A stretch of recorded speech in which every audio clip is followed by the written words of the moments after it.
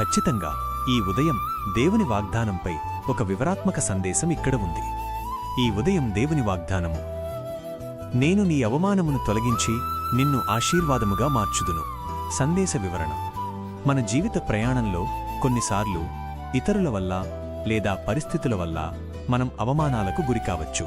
కాని మనం నమ్ముకున్న దేవుడు సామాన్యుడు కాదు. ఆయన అవమానపరిచే లోకంలో మనల్ని తల ఎత్తుకునేలా చేసేవాడు.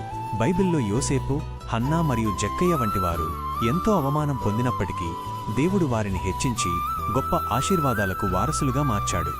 ఈ రోజు దేవుడు మీతో అంటున్నాడు: నీవు పడుతున్న నిందలు, నీవు అనుభవిస్తున్న అవమానాలు శాశ్వతం కావు. వాటి స్థానంలో నేను నీకు రెట్టింపు ఘనతను, ఆశీర్వాదాన్ని అనుగ్రహిస్తాను. ఆయన మీ కన్నీళ్లను తుడిచి మీ అవమానాన్ని ఒక విజయగాథగా మారుస్తాడు.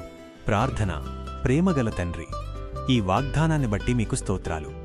ఎవరైతే అవమాన భారంతో కృంగిపోతున్నారో వారిని మీ ఆశీర్వాదాలతో నింపి ఉన్నత స్థానంలో నిలబెట్టమని యేసు నామములో అడుగుచున్నాము. ఆమేన్.